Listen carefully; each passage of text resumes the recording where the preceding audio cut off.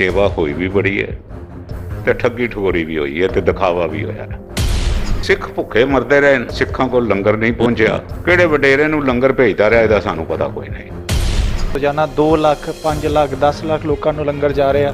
ਗੁਰਦੁਆਰੇ ਦੇ ਵਿੱਚ ਜਿਹੜਾ ਪ੍ਰਾਣੀ ਆਂਦਾ ਉਸ ਨੂੰ ਤੇ ਲੰਗਰ ਮਿਲਦਾ ਨਹੀਂ, ਉਹਨੂੰ ਤੇ ਕਹਿੰਦੇ ਨੇ ਜੀ ਇਹ ਪਲਾਸਟਿਕ ਦੇ ਵਿੱਚ ਦਾਲ ਪਾਓ ਤੇ ਜਾ ਕਰ। ਇਹ ਮੈਨੂੰ 1 ਲੱਖ ਦਾ ਲੰਗਰ 5 ਘੰਟੇ ਦੇ ਵਿੱਚ ਬੰਗਲਾ ਸਾਹਿਬ ਬਣਾ ਕੇ ਦੱਸ ਦੇਣ, 10 ਘੰਟੇ 'ਚ ਬਣਾ ਕੇ ਦੱਸ ਦੇਣ। ਐਡਵਰਟਾਈਜ਼ਮੈਂਟ ਕਰਦੇ ਨੇ ਜੀ, ਕਾਰਪੋਰੇਟ ਹਾਊਸਿਸ ਨੂੰ ਅਪੀਲਾਂ ਕਰਦੇ ਨੇ ਜੀ ਸਾਨੂੰ ਪੈਸੇ ਦਿਓ। ਗਰਾਈਆਂ ਤੇ ਚੱਲਦੀਆਂ ਰਹੀਆਂ ਲੰਗਰ ਵਾਸਤੇ, ਕਿਹੜੀ ਨਵੀਂ ਗੱਲ ਸੀਗੀ? ਗਰਾਈਆਂ ਤਾਂ ਸੰਤ ਵੀ ਜਿਹੜਾ ਹੈਗਾ ਅੱਜ ਵੀ ਪੰਜਾਬ 'ਚ ਅਸੀਂ ਦੇਖ ਲਈਏ ਤਾਂ ਗੁਰਦੁਆਰੇ ਦੀਆਂ ਗੱਡੀਆਂ ਜਿਹੜਾ ਹੈਗੇ ਕਿਸਾਨਾਂ ਦੇ ਕੋਲ ਜਾਂ ਲੋਕਾਂ ਦੇ ਕੋਲ ਜਾਂਦੀ ਹੈ ਦੁਆਰੇ। ਉਹ ਪਹਿਲੇ ਮੰਗਦੇ ਨੇ ਕਾਰਪੋਰੇਟ ਹਾਊਸਿਸ ਕੋਲੋਂ ਆਟਾ, ਉਸ ਤੋਂ ਬਾਅਦ ਬਾਜ਼ਾਰ ਵੇਚਣ ਚਲੇ ਜਾਂਦੇ ਨੇ। ਹੈਵ ਯੂ ਐਵਰ ਸੀਨ ਦਿਸ? ਤੇ ਉਹਨਾਂ ਉਹ ਮੋੜ ਕੇ ਫੇਰ ਵਾਪਸ ਤੁਹਾਡੇ ਵੱਲ ਆ ਜਾਂਦਾ ਜੀ। ਵੀ ਸਰਨਾ ਸਾਹਿਬ ਦੇ ਟਾਈਮ ਤੇ ਵੀ ਆਟਾ ਵਿਕਦਾ ਸੀ ਜਿਹੜਾ ਖਰਾਬ ਹੋ ਜਾਂਦਾ ਸੀ, ਸੁੰਡੀ ਲੱਗਿਆ ਸੀ।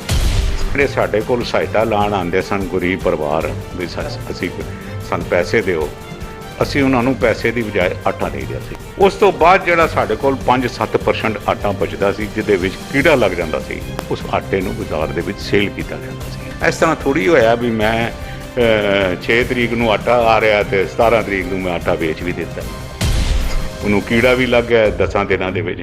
ਪਰ ਤੁਸੀਂ ਫਿਰ ਜੇ ਆਟਾ ਤੁਹਾਡੇ ਕੋਲ ਇਤਨਾ ਆ ਗਿਆ, ਫਿਰ 2 ਕਰੋੜ ਦੀ ਐਡਵਰਟਾਈਜ਼ਮੈਂਟ ਕਿਉਂ ਕਰਾ ਰਹੇ ਹੋ?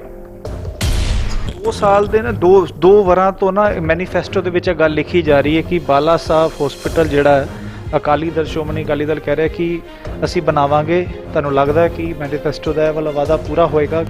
ਜਿਸ ਬੰਦੇ ਨੇ ਇਹ ਵਾਅਦਾ ਕੀਤਾ ਸੀ ਉਹ ਬੰਦਾ ਸਰਦਾਰ ਪ੍ਰਕਾਸ਼ ਸਿੰਘ ਬਾਦਲ ਅੱਜ ਅਗਿਆਤਵਾਸ ਤੇ ਇਕਾਂਤਵਾਸ ਵਿੱਚ ਚਲਾ ਗਿਆ ਤੇ ਪੋਲੀਟੀਕਲ ਲਾਈਫ 'ਚੋਂ ਰਿਟਾਇਰ ਹੋ ਗਿਆ ਜਾਣ ਕੇ ਬਈ ਨਾ ਲੋਕੀ ਮੇਰੇ ਕੋਲ ਹਸਪਤਾਲ ਦਾ ਪੁੱਛਣ ਤੇ ਨਾ ਮੈਂ ਜਵਾਬ ਦਿਆਂ।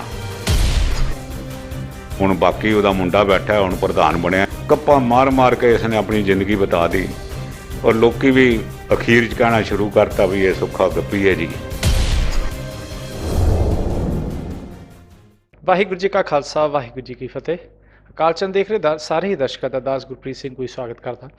ਸੰਗਤ ਜੀ, ਦਿੱਲੀ ਦੇ ਵਿੱਚ ਜੋ ਦਿੱਲੀ ਸਿੱਖ ਗੁਰਦੁਆਰਾ ਪ੍ਰਬੰਧਕ ਕਮੇਟੀ ਦੀ ਚੋਣਾਂ ਦਾ ਜਿਹੜਾ ਵਿਗਲ ਹੈਗਾ ਉਹ ਵੱਜ ਚੁੱਕਾ ਹੈ। ਔਰ ਜਿਸ ਤਰ੍ਹਾਂ ਹੀ ਉਹ ਵਿਗਲ ਵੱਜਿਆ, ਅਲੱਗ-ਅਲੱਗ ਪਾਰਟੀਆਂ ਦੀ ਤਰਫ ਤੋਂ ਅਲੱਗ-ਅਲੱਗ ਤਕਰੀਰਾਂ ਵੀ ਆ ਰਹੀਆਂ ਨੇ, ਵਾਅਦੇ ਵੀ ਥੋੜ੍ਹੇ ਬਹੁਤ ਚੱਲ ਰਹੇ ਨੇ। ਪਾਰਟੀ ਦੇ ਵਿੱਚ ਆਪਣੀ ਸਟਰੈਂਥ ਵਧਾਉਣ ਵਾਸਤੇ ਚਿੱਠੀਆਂ ਵੀ ਦਿੱਤੀਆਂ ਜਾ ਰਹੀਆਂ, ਬੂਥ ਲੈਵਲ 'ਤੇ ਮੀਟਿੰਗਸ ਵੀ ਕੀਤੀਆਂ ਜਾ ਰਹੀਆਂ। ਆਓ ਸਾਰੀ ਹੀ ਚੀਜ਼ਾਂ ਬਾਰੇ ਗੱਲਬਾਤ ਕਰਾਂਗੇ। ਹੋਰ ਜੋ ਦਿੱਲੀ ਦੀ ਸਿੱਖ ਸਿਆਸਤ ਦੇ ਵਿੱਚ ਜੋ ਪਿਛਲੇ ਕੁਝ ਦਿਨਾਂ ਦੇ ਵਿੱਚ ਭੁਚਾਲ ਆਏ ਉਸ ਬਾਰੇ ਵੀ ਥੋੜ੍ਹੀ ਬਹੁਤ ਗੱਲਬਾਤ ਕਰਾਂਗੇ। ਸਾਡੇ ਨਾਲ ਹਰਵਿੰਦਰ ਸਿੰਘ ਸਰਨਾ ਸਾਹਿਬ ਜੋ ਕਿ ਸ਼੍ਰੋਮਣੀ ਅਕਾਲੀ ਦਲ ਦਿੱਲੀ ਦੇ ਜੋ ਜਨਰਲ ਸੈਕਟਰੀ ਵਜੋਂ ਸੇਵਾ ਨਿਭਾਉਂਦੇ ਨੇ, ਇੱਥੇ ਮੌਜੂਦ ਨੇ। ਉਹਨਾਂ ਦੇ ਨਾਲ ਅਸੀਂ ਪਹਿਲੇ ਗੁਰਫਤਿਹ ਦੀ ਸਾਂਝ ਕਰਦੇ ਹਾਂ। ਜੀ ਸਰਨਾ ਸਾਹਿਬ, ਵਾਹਿਗੁਰੂ ਜੀ ਕਾ ਖਾਲਸਾ। ਵਾਹਿਗੁਰੂ ਜੀ ਕਾ ਖਾਲਸਾ, ਵਾਹਿਗੁਰੂ ਜੀ ਕੀ ਫਤਿਹ ਜੀ। ਪਹਿਲੇ ਤੇ ਥੋੜ੍ਹਾ ਜਿਹਾ ਜਾਣਨਾ ਚਾਹਾਂਗੇ ਕਿ ਜੋ ਇਸ ਪੂਰੇ 3-4 ਮਹੀਨੇ ਦੇ ਵਿੱਚ ਜੋ ਇੱਕ ਗੈਪ ਆਇਆ ਸੀਗਾ, ਜੋ ਕਰੋਨਾ ਦਾ ਵੀ ਇੱਕ ਐਸਾ ਕਾਲ ਚੱਲ ਰਿਹਾ ਸੀਗਾ ਜਿਸ ਦੇ ਵਿੱਚ ਜੋ ਕਿ ਕਈ ਲੋਕਾਂ ਨੂੰ ਜੋ ਸਮੱਸਿਆਵਾਂ ਵੀ ਆਈਆਂ, ਪਰ ਸੇਵਾਵਾਂ ਵੀ ਚੱਲੀਆਂ ਔਰ ਤੁਹਾਡੀ ਟੀਮ ਵੱਲੋਂ ਵੀ ਸੇਵਾਵਾਂ ਚੱਲੀਆਂ। ਔਰ ਕਿਉਂਕਿ ਸਾਰੇ ਸਿੱਖ ਜਗਤ ਨੇ ਜੋ ਹੈ ਸੇਵਾਵਾਂ ਕੀਤੀਆਂ ਔਰ ਕਈ ਲੈਵਲ 'ਤੇ ਜੋ ਹੈ ਆਪਣੇ ਆਪ ਨੂੰ ਐਸਟੈਬਲਿਸ਼ ਵੀ ਕੀਤਾ ਔਰ ਉਹ ਸੇਵਾਵਾਂ ਦਿਖਾਈਆਂ ਕਿ ਕਿਸ ਤਰੀਕੇ ਸੇਵਾਵਾਂ ਚੱਲ ਰਹੀਆਂ। ਸੋ ਇੱਕ ਹੁਣ ਆਪਾਂ ਦੇਖਦੇ ਹਾਂ ਕਿ ਜੋ ਹੈ ਲੋਕ ਜੋ ਹੈ ਉਭਰ ਕੇ ਆ ਰਹੇ ਨੇ, ਆਪਣੇ ਕੰਮਾਂ ਕਾਰਾਂ 'ਤੇ ਵਾਪਸ ਵੀ ਆ ਰਹੇ ਨੇ। ਉਸੇ ਟਰੈਕ 'ਤੇ ਜਦੋਂ ਟ੍ਰੇਨ ਪਟਰੀ 'ਤੇ ਆ ਰਹੀ ਆ, ਇਲੈਕਸ਼ਨਾਂ ਦੇ ਟਾਈਮ 'ਤੇ ਵੀ ਆਪਾਂ ਦੇਖ ਰਹੇ ਹਾਂ ਕਿ ਹੁਣ ਫਿਰ ਉਹ ਮੀਟਿੰਗਸ ਜੋ ਹੈ ਉਹ ਸ਼ੁਰੂ ਹੋ ਰਹੀਆਂ ਆਪਸਦਾਰੀ ਦੇ ਵਿੱਚ। ਤੁਸੀਂ ਇਸ ਚੀਜ਼ ਨੂੰ ਕਿਸ ਤਰੀਕੇ ਦੇਖਦੇ ਹੈਗੇ ਹੋ? ਦੇਖੋ ਜੀ, ਇਹ ਜਿਹੜਾ ਪੀਰੀਅਡ ਸੀ ਲਾਕਡਾਊਨ ਦਾ, ਇਹਦੇ ਵਿੱਚ ਸਿੱਖ ਕੌਮ ਉੱਭਰ ਕੇ ਸਾਹਮਣੇ ਆਈ ਹੈ ਵੀ ਸੇਵਾ ਜਿਹੜੀ ਹੈ ਕਿ ਵੈਸੇ ਵੀ ਸੇਵਾ ਕਰਕੇ ਗੁਰੂ ਨਾਨਕ ਸਾਹਿਬ ਨੇ ਕੌਮ ਦੀ ਗੁੜਤੀ ਦਿੱਤੀ ਹੈ ਸੇਵਾ ਕਰਨ ਦੀ।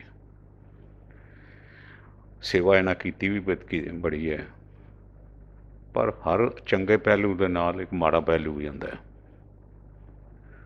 ਮਾੜਾ ਪਹਿਲੂ ਇਹ ਰਿਹਾ ਵੀ ਇਸ ਸੇਵਾ ਦੇ ਨਾਲ ਨਾਲ ਸੇਵਾ ਦਾ ਦਿਖਾਵਾ ਵੀ ਬੜਾ ਹੋਇਆ ਹੈ ਔਰ ਇਹਦੇ ਵਿੱਚ ਠੱਗੀ ਠਗੋਰੀ ਵੀ ਬੜੀ ਹੋਈ ਹੈ ਔਰ ਹਰ ਕਿਸੇ ਨੇ ਇੱਕ ਦੂਜੇ ਦੀ ਡਿਊਟੀ ਨਿਭਾਉਣ ਦੀ ਕੋਸ਼ਿਸ਼ ਕੀਤੀ ਹੈਗੀ। ਪਾਠ ਕਰਨ ਵਾਲੇ ਨੇ ਪਾਠ ਨਹੀਂ ਕੀਤਾ, ਉਹ ਗੁਰੂ ਦੀ ਹਜ਼ੂਰੀ 'ਚ ਬੈਠ ਕੇ ਬਾਦਲਾਂ ਦਾ ਐਡਵਾਈਜ਼ਰ ਬਣ ਗਿਆ, ਸੰਗਤਾਂ ਨੂੰ ਵਰਗਲਾ ਕੇ ਪੈਸੇ ਮੰਗਦਾ ਰਿਹਾ। ਜਿਹੜੇ ਸੇਵਾ ਕੋਈ ਨਹੀਂ ਦੱਸਦਾ ਕਿਸੇ ਨੂੰ ਜਿਸ ਨੇ ਸੇਵਾ ਕਰਨੀ ਹੋਵੇ, ਪਰ ਇੰਨੇ ਹੂਟਰ ਵੱਜੇ, ਉਹ ਪੁਲਿਸ ਵਾਲੇ ਆਏ, ਉਹ ਸਾਰੀ ਜਗ੍ਹਾ ਗਏ, ਮੰਦਰਾਂ 'ਚ ਵੀ ਗਏ, ਮਸਜਿਦਾਂ 'ਚ ਵੀ ਗਏ, ਹਰ ਜਗ੍ਹਾ ਗਏ, ਪਰ ਜੋ ਦਿਖਾਵਾ ਗੁਰਦੁਆਰਾ ਬੰਗਲਾ ਸਾਹਿਬ ਹੋਇਆ, ਇਹ ਜੀ ਤਮਾਸ਼ਬੀਨੀ ਕਿਤੇ ਵੀ ਨਹੀਂ ਹੋਈ। ਕਿਤੇ ਵੀ ਹੂਟਰ ਨਹੀਂ ਵੱਜੇ, ਨਾ ਏਮਜ਼ ਵੱਜੇ, ਨਾ ਬਿਰਲਾ ਮੰਦਰ ਵੱਜੇ, ਨਾ ਅਕਸ਼ਰਧਾਮ ਵੱਜੇ, ਨਾ ਜਾਮਾ ਮਸਜਿਦ ਵੱਜੇ। ਇਹ ਖਾਲੀ ਹੂਟਰ ਬੰਗਲਾ ਸਾਹਿਬ ਹੀ ਵੱਜੇ। ਔਰ ਪ੍ਰਧਾਨ ਜਿਹੜਾ ਹੈ ਕੁੱਦ ਕੇ ਅੱਗੇ ਖਲੋ ਕੇ ਬੋਲੀ ਜਾ ਰਿਹਾ ਸੀ, ਨਾਰੇ ਮਾਰੀ ਜਾ ਰਿਹਾ ਸੀ।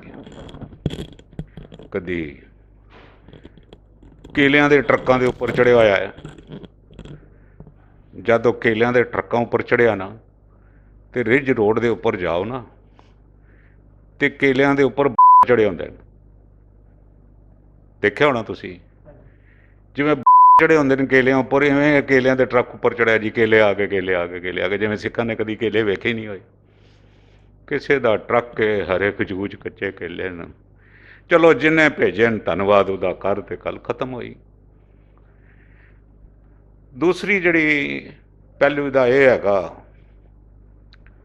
ਬਈ ਸਿੱਖ ਭੁੱਖੇ ਮਰਦੇ ਰਹੇ ਨੇ, ਸਿੱਖਾਂ ਕੋਲ ਲੰਗਰ ਨਹੀਂ ਪਹੁੰਚਿਆ, ਕਿਹੜੇ ਵਡੇਰੇ ਨੂੰ ਲੰਗਰ ਭੇਜਦਾ ਰਿਹਾ ਇਹਦਾ ਸਾਨੂੰ ਪਤਾ ਕੋਈ ਨਹੀਂ। ਅਨਾਉਂਸਮੈਂਟ ਆਉਂਦੀ ਸੀ ਰੋਜ਼ਾਨਾ 2 ਲੱਖ 5 ਲੱਖ 10 ਲੱਖ ਲੋਕਾਂ ਨੂੰ ਲੰਗਰ ਜਾ ਰਿਹਾ। ਮੈਂ ਸ਼ੁਰੂਆਤ ਹੀ ਇਸੇ ਤੋਂ ਕੀਤੀ ਹੈ ਵੀ ਸੇਵਾ ਹੋਈ ਵੀ ਬੜੀ ਹੈ, ਤੇ ਠੱਗੀ ਠਗੋਰੀ ਵੀ ਹੋਈ ਹੈ, ਤੇ ਦਿਖਾਵਾ ਵੀ ਹੋਇਆ। ਅੱਜ ਤੱਕ ਕਦੀ ਕਿਸੇ ਨੇ ਚਲਾਇਆ ਜੀ ਲੰਗਰ ਔਨ ਵੀਲਸ? ਗੁਰਦੁਆਰੇ ਦੇ ਵਿੱਚ ਜਿਹੜਾ ਪ੍ਰਾਣੀ ਆਉਂਦਾ ਉਸ ਨੂੰ ਤਾਂ ਲੰਗਰ ਮਿਲਦਾ ਨਹੀਂ, ਉਹਨੂੰ ਤਾਂ ਕਹਿੰਦੇ ਨੇ ਜੀ ਇਹ ਪਲਾਸਟਿਕ ਦੇ ਵਿੱਚ ਦਾਲ ਪਾਓ ਤੇ ਜਾ ਕਰ। ਪਤਾ ਨਹੀਂ ਕਿਸ ਤਰ੍ਹਾਂ ਨਾਲ ਲੰਗਰ ਇਹ ਵਰਤਾਉਂਦੇ ਰਹੇ ਨੂੰ, ਕੌਣ ਰੋਟੀਆਂ ਬਣਾਉਂਦਾ ਰਿਹਾ ਹੈ, ਔਰ ਆਲ ਫੈਬਰੀਕੇਟਿਡ ਨਿਊਜ਼ ਸਨ। ਇਹ ਮੈਨੂੰ 1 ਲੱਖ ਦਾ ਲੰਗਰ 5 ਘੰਟੇ ਦੇ ਵਿੱਚ ਬੰਗਲਾ ਸਾਹਿਬ ਬਣਾ ਕੇ ਦੱਸ ਦੇਣ, 10 ਘੰਟੇ 'ਚ ਬਣਾ ਕੇ ਦੱਸ ਦੇਣ। 1 ਲੱਖ ਬੰਦੇ ਦਾ ਲੰਗਰ ਹੈਗਾ, ਮਤਲਬ 4 ਲੱਖ ਰੋਟੀਆਂ ਇਹ ਪਕਾ ਕੇ ਦੱਸ ਦੇਣ।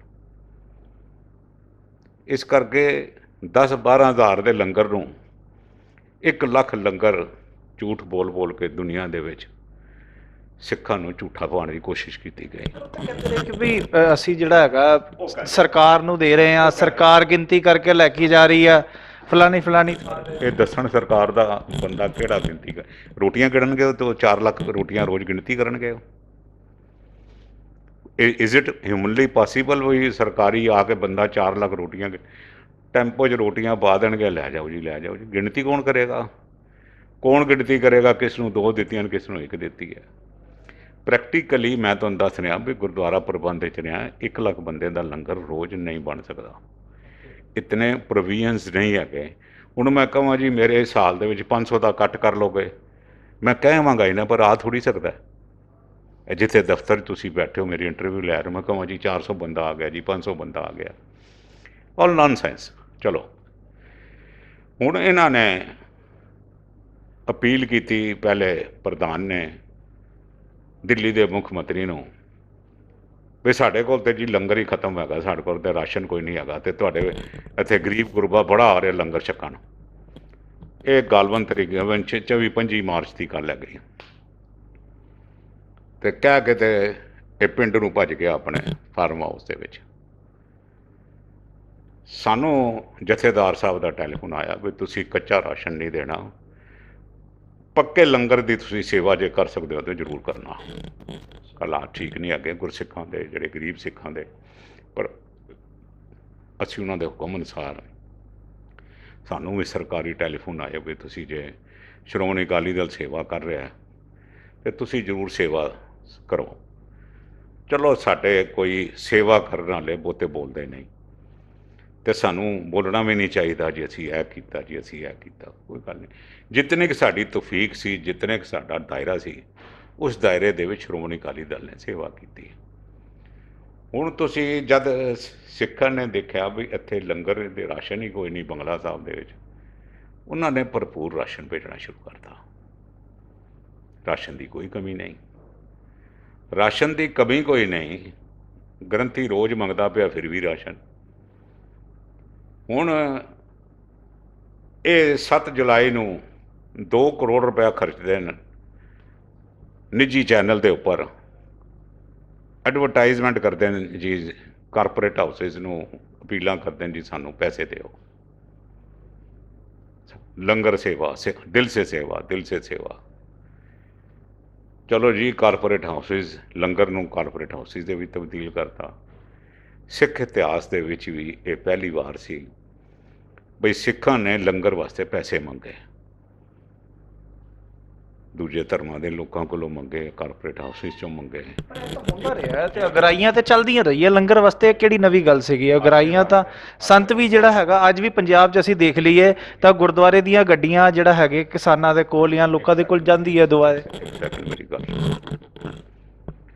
ਮੈਂ ਕਹਿ ਰਿਹਾ ਉਹ ਮੰਗਣ ਤੋਂ ਬਾਅਦ ਜਿਹੜੀਆਂ ਗੱਡੀਆਂ ਚੱਲਦੀਆਂ ਨੇ ਜਾਂ ਸੇਵਾ ਕਰਦੇ ਨੇ, ਉਹ ਪਹਿਲੇ ਮੰਗਦੇ ਨੇ ਕਾਰਪੋਰੇਟ ਹਾਊਸਿਸ ਕੋਲੋਂ ਆਟਾ, ਉਸ ਤੋਂ ਬਾਅਦ ਬਾਜ਼ਾਰ ਵੇਚਣ ਚਲੇ ਜਾਂਦੇ।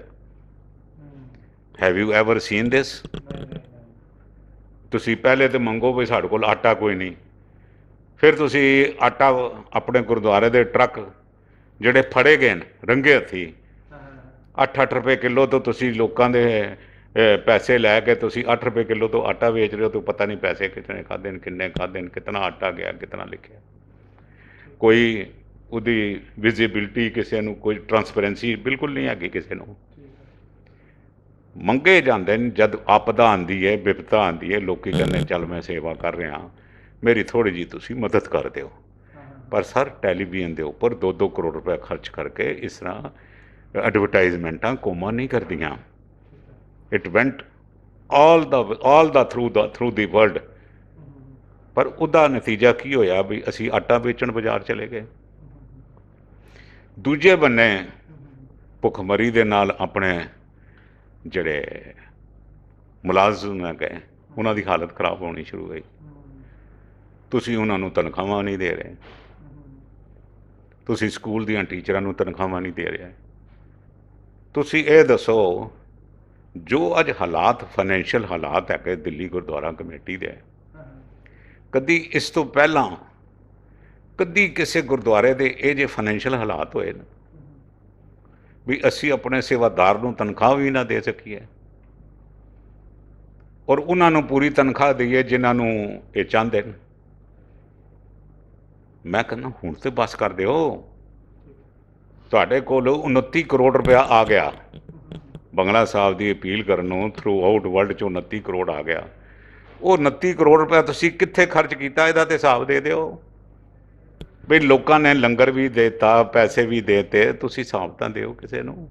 ਸਰ ਜਿਹੜਾ ਨਾ ਤੁਸੀਂ ਇਲਜ਼ਾਮ ਲਗਾਉਂਦੇ ਹੋ ਨਾ, ਇੱਕ ਚੀਜ਼ ਜੋ ਦੇਖੀ ਜਾ ਰਹੀ ਆ, ਤੁਸੀਂ ਇਲਜ਼ਾਮ ਲਗਾਇਆ ਪਹਿਲੇ ਕਿ ਬਈ ਜਿਹੜਾ ਆਟਾ ਜਿਹੜਾ ਹੈਗਾ, ਜਿਹੜਾ ਬਾਹਰ ਵਿਕ ਰਿਹਾ ਹੈਗਾ, ਉਹ ਦੇਖਿਆ, ਵੀਡੀਓ ਵੀ ਸਾਰੀ ਵਾਇਰਲ ਹੋ ਗਈ, ਠੀਕ ਹੈ ਨਾ। ਤੇ ਉਹ ਨਾ ਉਹ ਮੋੜ ਕੇ ਫੇਰ ਵਾਪਸ ਤੁਹਾਡੇ ਵੱਲ ਆ ਜਾਂਦਾ ਜੀ ਵੀ ਸਰਨਾ ਸਾਹਿਬ ਦੇ ਟਾਈਮ ਤੇ ਵੀ ਆਟਾ ਵਿਕਦਾ ਸੀ ਜਿਹੜਾ ਖਰਾਬ ਹੋ ਜਾਂਦਾ ਸੀ, ਸੁੰਡੀ ਲੱਗਿਆ ਸੀ। ਸਰਦਾਰ ਮਨਜੀਤ ਸਿੰਘ ਹੋਰਾਂ ਦੇ ਟਾਈਮ ਤੇ ਵੀ ਆਟਾ ਵਿਕਦਾ ਸੀ, ਸੁੰਡੀ ਲੱਗਿਆ ਸੀ, ਠੀਕ ਹੈ ਨਾ। ਤੁਸੀਂ ਅਗਲਾ ਵੀ ਤੁਸੀਂ ਕਹਿੰਦੇ ਹੋ ਸਟਾਫ ਦੀ ਤਨਖਾਹਾਂ ਨਹੀਂ ਹੈਗੀ, ਉਹਦਾ ਸਵਾਲ ਪੁੱਛਦੇ ਹੋ, ਕਹਿੰਦੇ ਜੀ ਇਹ ਤੇ ਸਰਨਾ ਸਾਹਿਬ ਦੇ ਟਾਈਮ ਦੀਆਂ ਜਿਹੜੀਆਂ ਉਹਨਾਂ ਨੇ ਜਿਹੜੇ ਉਹ 6 ਪੇ ਕਮਿਸ਼ਨ ਵਗੈਰਾ ਨਹੀਂ ਦਿੱਤੇ, ਉਸ ਦੇ ਕਰਕੇ ਸਾਨੂੰ ਦੇਣਾ ਪੈ ਰਿਹਾ ਸਾਨੂੰ। ਤਾਂ ਮਤਲਬ ਜਿਹੜਾ ਤੁਸੀਂ ਇਲਜ਼ਾਮ ਲਗਾਉਂਦੇ ਹੋ ਵਾਪਸ ਫਿਰ ਤੁਹਾਡੇ ਤੇ ਘੁੰਮ ਕੇ ਆ ਜਾਂਦਾ, ਲੂਪ ਬੈਕ ਹੋ ਜਾਂਦਾ। ਇਸ ਗੱਲ ਦਾ ਕੀ ਜਵਾਬ ਦਿਓ? ਦੇਖੋ ਜੀ, ਗੱਲ ਇਹ ਹੈਗੀ, ਤੁਹਾਡੇ ਟਾਈਮ ਤੇ ਹੋਇਆ ਕੋਈ ਐਸਾ? ਵੈਸੇ ਤੁਸੀਂ ਹੋਇਆ? ਗੱਲ ਸੁਣ ਲਓ, ਸੁੰਡੀ ਲੱਗਿਆ ਆਟਾ ਜਿਹੜਾ, ਮੇਰੀ ਗੱਲ ਸੁਣ ਲਓ ਤੁਸੀਂ। ਸਾਡੇ ਜਿਹੜਾ ਆਟਾ ਅਸੀਂ ਪਹਿਲੇ ਤੇ ਕਦੀ ਖਰੀਦਿਆ ਹੀ ਨਹੀਂ ਸੀ ਦਿੱਲੀ ਕਮੇਟੀ ਨੇ।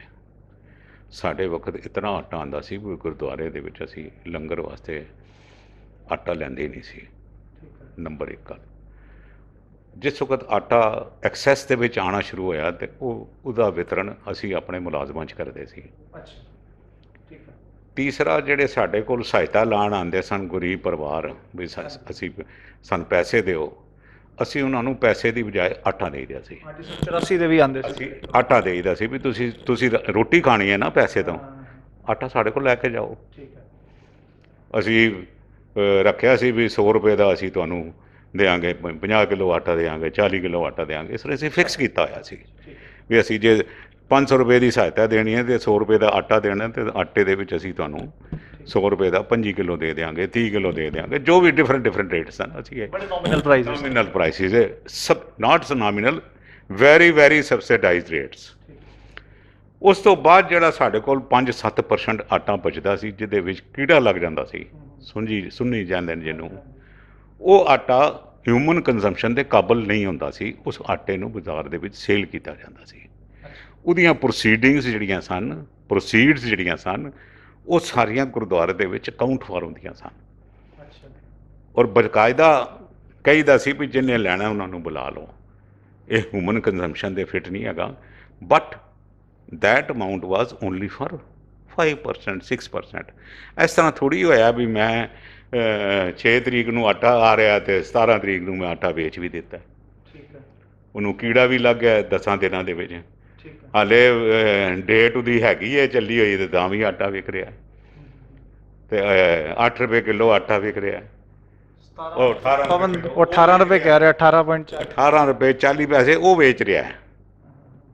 ਇਹ ਤੇ 15 ਰੁਪਏ ਕਿਲੋ ਦੇ ਰਹੇ ਨੇ, ਫਿਰ ਦੂਸਰਾ 8 ਰੁਪਏ ਕਿਲੋ ਦੇ ਰਹੇ ਨੇ, ਵਿੱਚੋਂ ਦਲਾਲ ਦੇ ਰਿਹਾ। ਕਿ ਇਹ ਜਿਹੀਆਂ ਚੋਰੀਆਂ ਚਕਾਰੀਆਂ ਠੱਗੀਆਂ ਤੇ ਨਹੀਂ ਹੋਈਆਂ। ਉਦੋਂ ਗੱਡੀ ਵੀ ਜਾਂਦੀ ਹੁੰਦੀ ਸੀ? ਕਿਹੜੀ? ਆਪੇ ਲੈ ਜਾਂਦੇ ਸਨ ਜੀ। ਪਰ ਇਹ ਤਾਂ ਪੂਰੀ ਸਪਲਾਈ ਜਾ ਰਹੀ ਹੈ। ਤਾਂ ਇਹ ਤੇ ਇਹਨਾਂ ਦੇ ਚੋਰੀ ਸੀ ਨਾ ਜੀ, ਇਹ ਤੇ ਚੋਰੀ ਚਕਾਰੀ ਦਾ ਸੀ ਕੰਮ। ਚੋਰਾਂ ਦੇ ਮਾਲ ਦੇ ਡਾਂਗਾਂ ਦੇ ਗੱਜ। 8 ਰੁਪਏ ਕਿਲੋ ਆਟਾ ਦੇ ਦਿਓ, 10 ਰੁਪਏ ਕਿਲੋ ਆਟਾ ਦੇ ਦਿਓ। ਲੋਕੀ 40 ਰੁਪਏ 35 ਰੁਪਏ ਖਰੀਦੇ ਪਏ ਨੇ, 8 ਰੁਪਏ 10 ਰੁਪਏ ਵੇਚੀ ਜਾ ਰਹੇ ਨੇ। ਇਹਨਾਂ ਦੇ ਕਿਹੜੇ ਭਾਈਏ ਦਾ ਮਾਲ ਹੈਗਾ? ਇਸ ਕਰਕੇ ਪੈਸੇ ਉਗਰਾ ਕੇ, ਆਟਾ ਮੰਗ ਕੇ ਕਦੀ ਨਹੀਂ ਸੀ ਵੇਚਿਆ। ਔਰ ਕੀ ਅਸੀਂ ਨਹੀਂ, ਸਾਡੇ ਤੋਂ ਪਹਿਲੇ ਵੀ ਸਾਡੇ ਜਿਹੜੇ ਵਿਰੋਧੀ ਵੀ ਪ੍ਰਧਾਨ ਰਹੇ ਹੋਏ ਨੇ, ਉਹਨਾਂ ਨੇ ਵੀ ਕਦੀ ਆਟਾ ਜਿਹੜਾ ਸੀ ਮੰਗਿਆ ਨਹੀਂ ਸੀ। ਜੇ ਕੀੜਾ ਲੱਗਾ ਹੋਇਆ ਤਾਂ ਉਹਨਾਂ ਵੇਚ ਦਿੱਤਾ, ਠੀਕ ਹੈ, ਇਟਸ ਆਲ ਰਾਈਟ। ਇਹ ਇੱਕ ਪ੍ਰਥਾ ਚੱਲੀ ਆ ਰਹੀ ਹੈ, ਅਸੀਂ ਕੋਈ ਨਵੀਂ ਪ੍ਰਥਾ ਨਹੀਂ ਪਾਈ ਗੁਰਦੁਆਰਾ ਕਮੇਟੀ 'ਚ। ਹੁਣ ਵੀ ਆਟਾ ਜੇ ਕੀੜਾ ਲੱਗਾ ਹੋਇਆ ਕੋਈ ਨਹੀਂ। ਪਰ ਤੁਸੀਂ ਫਿਰ ਜੇ ਆਟਾ ਤੁਹਾਡੇ ਕੋਲ ਇਤਨਾ ਆ ਗਿਆ, ਫਿਰ 2 ਕਰੋੜ ਦੀ ਐਡਵਰਟਾਈਜ਼ਮੈਂਟ ਕਿਉਂ ਕਰਾ ਰਹੇ ਹੋ? ਠੀਕ ਹੈ, ਤੁਸੀਂ 2 ਕਰੋੜ ਦੀ ਐਡਵਰਟਾਈਜ਼ਮੈਂਟ ਕਿਉਂ ਕਰਾ ਰਹੇ ਹੋ? ਮਤਲਬ ਪੁਆਇੰਟ ਹੈ ਕਿ ਜੇ ਹੈਗਾ ਤਾਂ ਫਿਰ ਮੰਗ ਕਿਉਂ ਰਹੇ ਹੋ? ਕਰਵਾ ਰਹੇ ਹੋ, ਕਿਉਂ ਮੰਗ ਰਹੇ ਹੋ? ਜਿਹਦਾ ਨਾ ਐਕਸੈਸ 'ਚ ਆ ਗਿਆ, ਐਕਸੈਸ ਆ ਗਿਆ ਤਾਂ ਕਿਉਂ ਮੰਗ ਰਹੇ ਹੋ? ਠੀਕ ਹੈ। ਤੁਸੀਂ ਤੇ ਕੋਈ ਵੀ ਚੀਜ਼ ਵੇਖਦੇ ਹੋ ਤੇ ਨੱਚਣਾ ਸ਼ੁਰੂ ਕਰ ਦਿੰਦੇ ਹੋ। ਕੇਲੇ ਆਉਂਦੇ ਹੁੰਦੇ ਕਿ ਤਾਂ ਵੀ ਨੱਚਣਾ ਸ਼ੁਰੂ ਕਰ ਦਿੰਦੇ ਹੋ। ਮਤਲਬ ਕੋਈ ਕੰਪੇਅਰ ਨਹੀਂ ਕਰੋ। ਆਟਾ ਤੁਹਾਨੂੰ ਤਸੱਲੀ ਹੋ ਗਈ। ਹੋਰ ਕੋਈ ਪੁੱਛਣਾ ਇਸ ਬਾਰੇ? ਨਹੀਂ ਬਸ ਠੀਕ ਹੈ। ਨੈਕਸਟ ਪੁੱਛੋ, ਕੀ ਪੁੱਛਣਾ ਤੁਸੀਂ? ਨੈਕਸਟ ਵਾਰ ਨਾ ਉਹੀ ਸਵਾਲ ਹੈ ਤੁਹਾਡੇ ਕੋਲੋਂ ਵੀ। ਮੈਂ ਕਈ ਵਾਰੀ ਮੈਂ ਵੀ ਤੁਹਾਡੇ ਤੋਂ ਜਵਾਬ ਲੈ ਚੁੱਕਾ, ਪਰ ਮੈਂ ਜਾਣਨਾ ਚਾਹਾਂਗਾ ਕਿ ਉਹ ਕਦ ਤੱਕ ਜਿਹੜਾ ਹੈਗਾ ਮੈਂ ਤੁਹਾਡੇ ਤੋਂ ਸਵਾਲ ਪੁੱਛਦਾ ਰਹਾਂਗਾ ਤੇ ਕਦ ਤੱਕ ਤੁਸੀਂ ਸੇਮ ਜਵਾਬ, ਉਹ ਇਹ ਬੰਦ ਕਿਉਂ ਨਹੀਂ ਹੋ ਰਿਹਾ ਕੰਮ? ਬੰਦ ਇਸ ਕਰਕੇ ਨਹੀਂ ਹੋ ਰਿਹਾ ਵੀ ਪਿਛਲੇ 8 ਸਾਲ ਤੋਂ ਇਹਨਾਂ ਨੇ ਲੁੱਟ ਮਚਾਈ ਹੋਈ ਹੈ। ਸਵਾਏ ਇਹਨਾਂ ਕੋਲ ਇਸ ਗੱਲ ਦੇ, ਅੱਜ ਤੁਸੀਂ ਦੇਖਦੇ ਪਏ ਹੋ ਨਾ ਬਈ ਸੋਸ਼ਲ ਮੀਡੀਆ 'ਤੇ ਬਾਦਲਾਂ ਦੇ ਬਿਆਨ ਆ ਰਹੇ ਨੇ। ਉਹ ਜਿਹੜੀ ਲੜਕੀ ਹੈਗੀ ਉਸਨੇ ਕਿਹਾ ਜੀ ਪੁਸ਼ਾਕ ਸੁਖਬੀਰ ਨੇ ਪਵਾਈ ਹੈ। ਉਹ ਜਿਹੜੇ ਪ੍ਰੈਸ ਕਾਨਫਰੰਸ ਕਰਦੇ ਪਏ ਚੰਡੀਗੜ੍ਹ 'ਚ, ਉਹ ਕਹਿੰਦੇ ਪਏ ਜੀ ਸਾਡੇ ਤੇ ਜ਼ੁਲਮ ਇਸ ਕਰਕੇ ਹੋ ਰਹੇ ਨੇ ਵੀ ਅਸੀਂ ਬਾਦਲਾਂ ਨਾਲ ਸੈਟਲ ਕੀਤਾ ਸੀ ਵੀ ਅਸੀਂ ਵੋਟਾਂ ਤੁਹਾਨੂੰ ਪਾਵਾਂਗੇ। ਔਰ ਤੁਹਾਨੂੰ ਇਹ ਪਤਾ ਹੋਣਾ ਚਾਹੀਦਾ ਵੀ ਇਹ ਵੋਟਾਂ, ਇਹ ਸਾਰੀਆਂ ਗੱਲਾਂ ਠੀਕ ਹੈਗੀਆਂ। ਇਹ ਇੱਕ ਨੈਕਸਸ ਬਣ ਗਿਆ ਸੀ। ਇਹਦੇ ਵਿੱਚ ਦਲਾਲੀ ਸਾਰੀ ਸਰਸੇ ਨੇ ਕੀਤੀ ਹੈ, ਕਿਉਂਕਿ ਇਹ ਵੀ ਸਰਸੇ ਦਾ ਸੀ ਅਤੇ ਸੌਦਾ ਸਾਧ ਵੀ ਸਰਸੇ ਦਾ ਸੀ, ਅਤੇ ਇਹਨੇ ਸਰਸੇ ਨੇ ਦਲਾਲੀ ਕੀਤੀ ਹੈ। ਪਿਛੋਕੜ ਇਹਨਾਂ ਦੀ ਕੱਪੜੇ ਦੀ ਉੱਥੇ ਦੁਕਾਨ ਹੈਗੀ ਸਰਸੇ ਦੇ ਵਿੱਚ, ਸ਼ਾਇਦ ਕਿਸੇ ਨੇ ਮੈਨੂੰ ਗੱਲ ਕੀਤੀ ਹੈਗੀ, ਅਤੇ ਦਲਾਲੀ ਕਰਦਾ ਰਿਹਾ। ਅਤੇ ਉਸ ਦਲਾਲੀ ਸੁਖਬੀਰ ਦਾ ਐਡਵਾਈਜ਼ਰ ਬਣ ਗਿਆ ਅਤੇ ਨਾਲ ਦਲਾਲੀ ਕਰ ਗਿਆ। ਇਹਨੇ ਸਿੱਖੀ ਦੀਆਂ ਰੋਹ ਰਹਿਮਤਾਂ ਜਿਹੜੀਆਂ ਇਹ ਸਾਰੀਆਂ ਇਹਨੇ ਵੇਚ ਖਾਧੀਆਂ। ਹੁਣ ਅੱਜ ਬਾਦਲ ਜਿਹੜੇ ਨੇ ਉਹ ਕਹਿੰਦੇ ਨੇ ਜੀ ਉਹਦੇ ਧੀ ਮਰੇ ਜੀ, ਉਹਦਾ ਪੁੱਤਰ ਮਰੇ ਜੀ। ਅਰੇ ਇਹਨਾਂ ਗੱਲਾਂ ਕਰਨ ਦਾ ਕੋਈ ਫਾਇਦਾ ਹੋਣਾ? ਤੁਸੀਂ ਇਹ ਗੱਲਾਂ ਕਰਨ ਦੀ ਬਜਾਏ ਆਪਣੇ ਗੁਨਾਹ ਆਪਣੇ ਬੱਚਿਆਂ ਦੇ ਉੱਪਰ ਕਿਉਂ ਪਾਉਂਦੇ ਪਏ ਹੋ? ਆਪ ਭੁਗਤੋ ਤੁਸੀਂ। ਮੈਂ ਉਹਨਾਂ ਨੂੰ ਹੱਥ ਜੋੜ ਕੇ ਬੇਨਤੀ ਕਰਦਾ, ਆਪਣੇ ਗੁਨਾਹਾਂ ਦਾ ਹਿਸਾਬ ਆਪ ਦਿਓ। ਆਪਣੇ ਗੁਨਾਹਾਂ ਨੂੰ ਆਪਣੇ ਬੱਚਿਆਂ ਉੱਪਰ ਟਰਾਂਸਫਰ ਨਹੀਂ ਕਰੋ। ਉਹਨਾਂ 'ਤੇ ਕੁਝ ਨਹੀਂ ਕੀਤਾ। ਜੋ ਠੱਗੀ ਕੀਤੀ ਹੈ ਤੁਸੀਂ ਕੀਤੀ ਹੈ। ਮੈਂ ਆਪਣੇ ਗੁਨਾਹ ਆਪਣੇ ਬੱਚੇ 'ਤੇ ਗੱਲ ਪਾ ਦਿਆਂ, ਇਹ ਕੋਈ ਇਨਸਾਨੀਅਤ ਹੈ? ਕਿ ਇਹ ਕੋਈ ਇਨਸਾਨੀਅਤ ਨਹੀਂ, ਇਹ ਕੋਈ ਕਿਰਦਾਰ ਨਹੀਂ ਹੈਗਾ। ਔਰ ਸਿੱਖ ਕਦੇ ਇਸ ਤਰ੍ਹਾਂ ਝੂਠੀਆਂ ਸਹੁੰਆਂ ਚੁੱਕਦਾ ਵੀ ਕਦੀ ਨਹੀਂ। ਦੇਖੋ ਜੀ, ਗੱਲ ਇਹ ਹੈਗੀ ਬਈ ਦਿੱਲੀ ਗੁਰਦੁਆਰਾ ਕਮੇਟੀ ਤੇ ਚਰਮਰਾ ਗਈ ਹੈ। ਦੂਸਰਾ ਮੇਰਾ ਇਹ ਕਹਿਣਾ ਹੈਗਾ ਬਈ ਹਸਪਤਾਲ ਦਾ ਇੱਕ ਬੜਾ ਮੇਜਰ ਇਸ਼ੂ ਹੋਏਗਾ, ਕਿਉਂਕਿ ਹਸਪਤਾਲ ਖਾਸ ਤੌਰ 'ਤੇ ਇਸ ਕਰੋਨਾ ਦੀ ਮਹਾਂਮਾਰੀ ਦੇ ਵਿੱਚ ਦਿੱਲੀ ਦੇ ਸਿੱਖਾਂ ਨੇ ਮਹਿਸੂਸ ਕੀਤਾ ਹੈ ਬਈ ਕਾਸ਼ ਸਾਡਾ ਵੀ ਹਸਪਤਾਲ ਹੁੰਦਾ ਅਤੇ ਸਾਡੀ ਕੋਈ ਬਾਂਹ ਪਕੜਨ ਵਾਲਾ ਹੁੰਦਾ। ਅੱਜ ਪ੍ਰਾਈਵੇਟ ਹਸਪਤਾਲਾਂ ਦੇ ਵਿੱਚ ਜੇ ਤੁਸੀਂ ਕਰੋਨਾ ਦਾ ਹਸਪਤਾਲ ਇਲਾਜ ਕਰਾਉਣਾ ਹੈ ਤੇ 20-25 ਲੱਖ ਤੋਂ ਘੱਟ ਦਾ ਪੈਕੇਜ ਨਹੀਂ ਹੈਗਾ। ਜੇ ਤੁਹਾਡੇ ਕੋਲ 20-25 ਲੱਖ ਹੈ ਤਾਂ ਤੁਹਾਨੂੰ ਬਣਨ ਦੇਣਗੇ, ਨਹੀਂ ਤੇ ਸਰਕਾਰੀ ਹਸਪਤਾਲਾਂ 'ਚ ਧੱਕੇ ਖਾਓ ਜਾ ਕੇ। ਉੱਥੇ ਜੋ ਹਾਲ ਹੈਗਾ ਉਹ ਤੁਹਾਨੂੰ ਵੀ ਪਤਾ ਤੇ ਸਾਨੂੰ ਵੀ ਪਤਾ ਹੈ। ਬੜੀ ਕਰਦੀ ਵੀ ਹੈ ਸਰਕਾਰ, ਪਰ ਫਿਰ ਵੀ ਇਸ ਤਰ੍ਹਾਂ ਆਮ ਪਬਲਿਕ ਵਾਸਤੇ ਤੇ ਫੈਸਿਲਿਟੀਜ਼, ਜੇ ਸਾਡਾ ਆਪਣਾ ਹਸਪਤਾਲ ਹੁੰਦਾ ਤੇ ਫਿਰ ਇਹ ਜਿਹੇ ਦਿਨ ਨਹੀਂ ਦੇਖਣੇ ਪੈਂਦੇ। ਦੇਖੋ ਕਿਹੜਾ ਅਸੀਂ ਸਾਰੇ ਫਰੰਟ ਸਾਡੇ ਖਤਮ ਹੋ ਚੁੱਕੇ ਨੇ। ਕਾਲਜ, ਡਿਗਰੀ ਕਾਲਜ ਸਾਡੇ ਇਹਨਾਂ ਨੇ ਮਾਰ ਮੁਕਾਏ, ਉਹਨਾਂ ਦਾ ਜਿਹੜਾ 5% ਸ਼ੇਅਰ ਹੈ ਉਹ ਹੀ ਨਹੀਂ ਪਾਇਆ ਇਹਨਾਂ ਨੇ। ਉਹਦੀ ਜਿਹੜੀ ਹੈਗੀ ਦੇਣਦਾਰੀ ਸਾਡੀ 17-18 ਕਰੋੜ ਰੁਪਏ ਦੀ ਹੈ। ਕਿਸੇ ਵਕਤ ਸਰਕਾਰ ਉਹ ਕਾਲਜ ਟੇਕ ਓਵਰ ਕਰ ਸਕਦੀ ਹੈ, ਔਰ ਅਸੀਂ ਕੁਝ ਵੀ ਕਹਿਣ ਜੋਗੇ ਨਹੀਂ ਹੈਗੇ, ਕੁਝ ਵੀ ਕਹਿਣ ਜੋਗੇ ਨਹੀਂ, ਕੁਝ ਕਰਨ ਜੋਗੇ ਵੀ ਨਹੀਂ। 2 ਸਾਲ ਦੇ ਨਾ ਦੋ ਵਰਾਂ ਤੋਂ ਨਾ ਮੈਨੀਫੈਸਟੋ ਦੇ ਵਿੱਚ ਇਹ ਗੱਲ ਲਿਖੀ ਜਾ ਰਹੀ ਹੈ ਕਿ ਬਾਲਾ ਸਾਹਿਬ ਹਸਪੀਟਲ ਜਿਹੜਾ ਹੈ, ਅਕਾਲੀ ਦਲ, ਸ਼੍ਰੋਮਣੀ ਅਕਾਲੀ ਦਲ ਕਹਿ ਰਿਹਾ ਕਿ ਅਸੀਂ ਬਣਾਵਾਂਗੇ। ਪਿਛਲੀ ਵਾਰੀ ਸਭ ਤੋਂ ਪਹਿਲੇ ਮੈਨੀਫੈਸਟੋ 'ਚ ਜਿਹੜਾ 13 'ਚ ਇਲੈਕਸ਼ਨ ਹੈ ਉਦੋਂ ਵੀ ਲਿਖਿਆ ਗਿਆ ਬਣੇਗਾ। ਫਿਰ ਜੋ ਦੁਬਾਰਾ ਵੋਟਾਂ ਹੋਈਆਂ 17 'ਚ ਉਹਦੇ ਵਿੱਚ ਵੀ ਲਿਖਿਆ ਕਿ ਵੀ ਬਾਲਾ ਸਾਹਿਬ ਹਸਪੀਟਲ ਬਣਾਵਾਂਗੇ। ਪਰ ਤੁਹਾਨੂੰ ਲੱਗਦਾ ਹੈ ਕਿ ਹੁਣ 6-7-8 ਮਹੀਨੇ ਰਹਿ ਗਏ ਆ, ਬਾਲਾ ਸਾਹਿਬ ਹਸਪੀਟਲ ਬਣਦਾ ਕਿਤੇ ਦਿਖ ਨਹੀਂ ਰਿਹਾ। ਤੁਹਾਨੂੰ ਲੱਗਦਾ ਹੈ ਕਿ ਮੈਨੀਫੈਸਟੋ ਦਾ ਇਹ ਵਾਲਾ ਵਾਅਦਾ ਪੂਰਾ ਹੋਏਗਾ? ਕਿਉਂਕਿ ਇਹੀ ਇੱਕ ਆਪਾਂ ਕਹਿ ਦਈਏ ਕਿ ਕੰਡਾ ਮੰਨਿਆ ਜਾ ਰਿਹਾ ਸੀਗਾ ਕਿ ਜਿਹਦੇ ਸਿਰ ਤੇ ਅਕਾਲੀ ਦਲ ਜਿਹੜਾ ਹੈਗਾ ਉਹਨੇ ਵਾਪਸੀ ਕੀਤੀ ਸੀਗੀ, ਤੁਹਾਨੂੰ ਜਿਹੜਾ ਹੈਗਾ ਮਾਤ ਦੇ। ਦੇਖੋ ਜੀ, ਗੱਲ ਇਹ ਹੈਗੀ ਬਈ ਫਾਰਚੂਨੇਟਲੀ ਔਰ ਅਨਫਾਰਚੂਨੇਟਲੀ ਜਿਸ ਬੰਦੇ ਨੇ ਇਹ ਵਾਅਦਾ ਕੀਤਾ ਸੀ ਉਹ ਬੰਦਾ ਸਰਦਾਰ ਪ੍ਰਕਾਸ਼ ਸਿੰਘ ਬਾਦਲ ਅੱਜ ਅਗਿਆਤਵਾਸ ਤੇ ਇਕਾਂਤਵਾਸ 'ਚ ਚਲਾ ਗਿਆ ਅਤੇ ਪੋਲੀਟੀਕਲ ਲਾਈਫ 'ਚੋਂ ਰਿਟਾਇਰ ਹੋ ਗਿਆ ਜਾਣ ਕੇ ਬਈ ਨਾ ਲੋਕੀ ਮੇਰੇ ਕੋਲ ਹਸਪਤਾਲ ਦਾ ਪੁੱਛਣ ਅਤੇ ਨਾ ਮੈਂ ਜਵਾਬ ਦਿਆਂ। ਹੁਣ ਬਾਕੀ ਉਹਦਾ ਮੁੰਡਾ ਬੈਠਾ, ਹੁਣ ਪ੍ਰਧਾਨ ਬਣਿਆ, ਇਹ ਵੀ ਉਸ ਵਕਤ ਪ੍ਰਧਾਨ ਹੀ ਸੀ ਸ਼ਾਇਦ, ਇਹ ਜਵਾਬ ਦੇਗਾ ਸੰਗਤ ਨੂੰ। ਬਾਕੀ ਇਹਨਾਂ ਦੇ ਕਈ ਵਾਅਦੇ ਕੀਤੇ ਨੇ, ਪੰਜਾਬ ਵਿੱਚ ਉਹ ਜਿਹੀਆਂ ਸੜਕਾਂ ਬਣਾਵਾਂਗਾ ਜਿਹੜੀਆਂ ਜਿਹੀਆਂ ਯੂਰਪ ਵਿੱਚ ਬਣਦੀਆਂ ਨੇ, ਦਰਿਆਵਾਂ ਦੇ ਵਿੱਚ ਬੱਸਾਂ ਚਲਾ ਦਿਆਂਗਾ, ਇਹ ਕਰ ਦਿਆਂਗਾ, ਉਹ ਕਰ ਦਿਆਂਗਾ। ਕੱਪਾਂ ਮਾਰ ਮਾਰ ਕੇ ਇਸਨੇ ਆਪਣੀ ਜ਼ਿੰਦਗੀ ਬਿਤਾ ਦੀ, ਔਰ ਲੋਕੀ ਵੀ ਅਖੀਰ 'ਚ ਕਹਿਣਾ ਸ਼ੁਰੂ ਕਰਤਾ ਵੀ ਇਹ ਸੁੱਖਾ ਗੱਪੀ ਹੈ ਜੀ। ਇਹੀ ਮੈਂ ਤਾਂ ਨਹੀਂ ਕਹਿ ਰਿਹਾ, ਲੋਕ ਕਹਿ ਰਹੇ ਨੇ, ਸੋਸ਼ਲ ਮੀਡੀਆ 'ਤੇ ਵੀ ਆ ਰਹੇ ਨੇ ਜੀ, ਗੱਪੀ ਹੈ ਜੀ ਗੱਪੀ।